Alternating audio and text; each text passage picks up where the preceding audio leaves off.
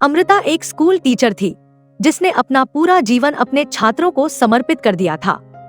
उसे अपने छात्रों से बेहद लगाव था, लेकिन उसके दिल में एक ऐसा दर्द छुपा था जिसे वह किसी से साझा नहीं कर सकती थी। उसका इकलौता बेटा अमित, जिसे वह अपनी जिंदगी मानती थी, एक दिन महक नाम की खूबसूरत लड़की से प्यार कर बैठा। महक स्कूल की सबसे आकर्षक और लोकप्रिय छात्रा थी। अमित ने अपनी भावनाओं को व्यक्त करने का साहस जुटाया और महक के सामने अपने प्यार का इजहार किया। लेकिन महक ने न सिर्फ उसे अस्वीकार किया, बल्कि उसका मजाक भी उड़ाया। महक के इस ठुकराने और तिरस्कार ने अमित को भीतर तक तोड़ दिया। वह उस अपमान को सहन नहीं कर सका और उसने आत्महत्या कर ली। अमृता के लिए यह सब कुछ खत्म होने जैसा था। उसका बेटा, उसकी उम्मीदों का केंद्र, उसकी दुनिया अब इस दुनिया में नहीं था। उसने अपने बेटे के जीवन में जो प्यार और उम्मीदें देखी थीं, वे अब राख में बदल चुकी थीं।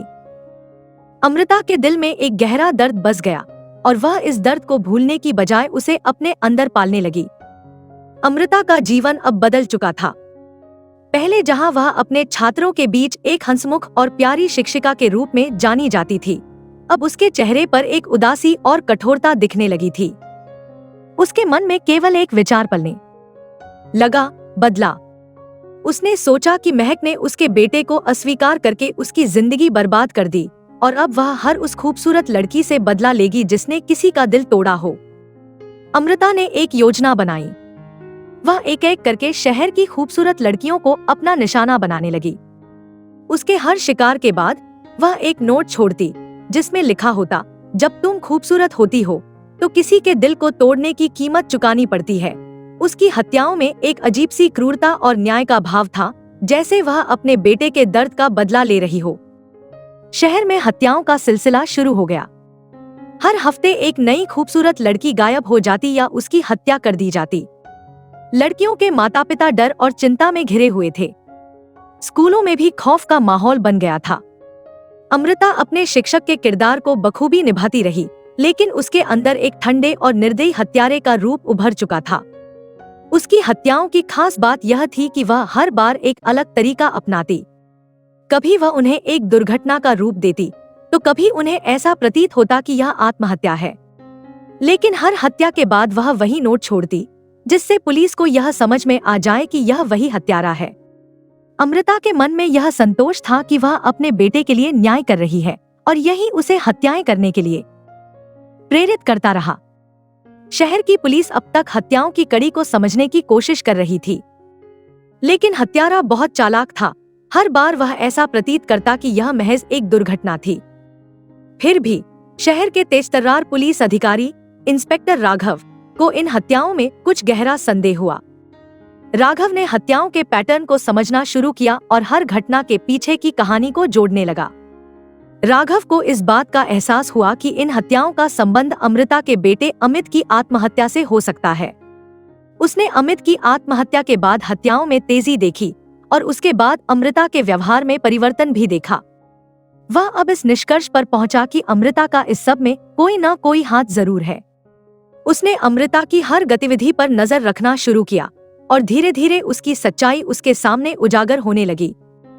एक रात जब अमृता अपने अगले शिकार की तलाश में निकली, राघव ने उसे रंगे हाथ पकड़ लिया। अमृता के चेहरे पर कोई डर या पछतावा नहीं था, बल्कि उसके चेहरे पर एक ठंडी सी संतुष्टि थी। उसने राघव की ओर देखते हुए कहा, ये सब मैंने अपने बेटे के लिए किया है। राघव ने उसकी बातों को गंभीरता से सुना और पूछा, क्या तुम यह सोचती हो कि हत्या करके तुम अपने बेटे को वापस ला सकती हो? अमृता ने उसे घूरते हुए कहा, मुझे बस यह दिखाना था कि खूबसूरत होना एक अपराध है। जब महक ने मेरे बेटे को अस्वीकार किया तो उसने उसे मौत की ओर धकेल दिया। मैं हर उस लड़की को सजा देना चाहती थी जिसने किसी का दिल तोड़ा। राघव ने उसे समझाने की कोशिश की, लेकिन क्या तुम्हें नहीं लगता कि तुमने जिस रास्ते पर कदम रखा वह गलत था? तुम्हारे बेटे की मौत के लिए उन लड़कियों को जिम्मेदार ठहराना सही नहीं था। अमृता को गिरफ्तार कर लिया गया और उसके अपराधों की सच्चाई शहर में उजागर हो गई। लोग उसे नफरत और घृणा से देखने लगे। अदालत में अमृता ने अपने किए के लिए कोई पछतावा नहीं जताया। उसने कहा, मैंने सिर्फ न्याय किया। अदालत ने अमृता को मौत की सजा दी।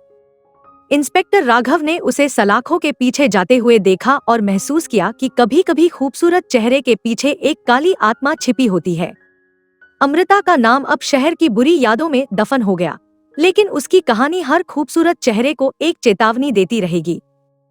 अमृता की सजा सुनाने के बाद राघव ने सोचा कि क्या समाज में खूबसूरत लोगों के प्रति यह धारणा सही है? क्या उनकी खूबसूरती कभी-कभी उन्हें खतरनाक बना सकती है? अमृता का नाम अब शहर की बुरी यादों में शामिल हो गया था, लेकिन उसकी कहानी हमेशा के लिए एक अंधेरे साये की तरह जीवित रहेगी। लोगों के दिलों में यह सवाल हमेशा बना रहेगा कि क्या खूबसूरत होना सच में एक अपराध हो सकता है? कहानी का यह गहरा सवाल समाज में एक असहज सच्चाई को उजागर करता है और यह विचारणीय बनाता है कि बाहरी सुंदरता के पीछे छिपी भावनाओं और विचारों को कभी नजरअंदाज नहीं किया जा सकता। दोस्तों, आपको हमारी आज की ये कहानी कैसे लगी? हमें कमेंट करके जरूर बताएं। अगर कहानी अच्छी लगी तो वीडियो को लाइक करें और अपने दोस्तों के साथ भी शेयर करें। मिलते हैं अगली वीडियो में एक नई कहानी के साथ। धन्यवाद।